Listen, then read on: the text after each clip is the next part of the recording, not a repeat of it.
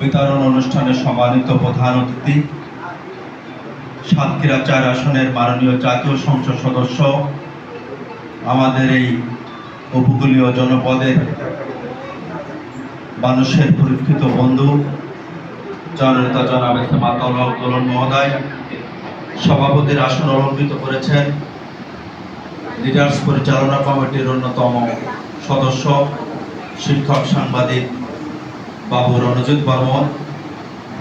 বিশেষ অতিথি হিসেবে উপস্থিত রয়েছেন উপজেলা পরিষদের সুযোগ্য মহিলা vice chairman Mrs Khaleda Ayub Dolly, সম্মানিত পুরুষ ভাইস চেয়ারম্যান জনাব নাজমুল ইসলাম রিপন, কৃষি কর্মকর্তা জনাব নাজমুল হুদা মহোদয়, উপস্থিত রয়েছেন ইউনিয়ন পরিষদের সম্মানিত ইউপি সদস্যবৃন্দ, উপস্থিত রয়েছেন শ্যামনগরের বিভিন্ন এলাকা থেকে আগত সম্মানিত কৃষক ভাই এবং বোনেরা, সম্মানিত সাংবাদিকবৃন্দ এবং লিডার্সের সম্মানিত কর্মকর্তা কর্মচারীবৃন্দ, সকলকে আন্তরিক সালাম ও শুভেচ্ছা।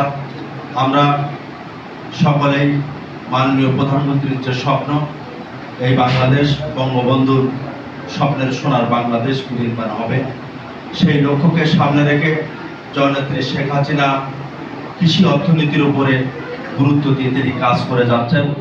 সেই লক্ষ্যে আমরা সরকারিভাবে গত শুক্রবার আমাদের মাননীয় প্রধান অতিথি মাননীয় সংসদ সদস্য মহোদয়ের নেতৃত্বে আমরা কৃষি বীজ, সার বীজ আমরা বিতরণ করেছি। আমাদের নন গভর্নমেন্ট অর্গানাইজেশন লিডার্স সেই স্বপ্নের সারথি হয়েছেন, সেজন্য লিডার্সকে আমরা ধন্যবাদ, শুভেচ্ছা এবং কৃতজ্ঞতা জানাই।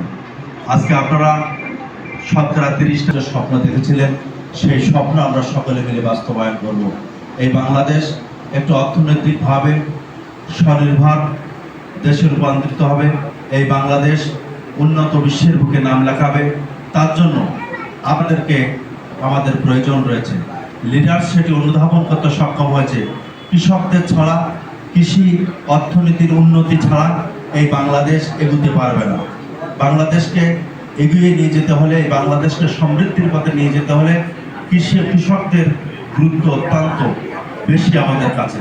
সেজন্য আজকে সরকার এবং পাশাপাশি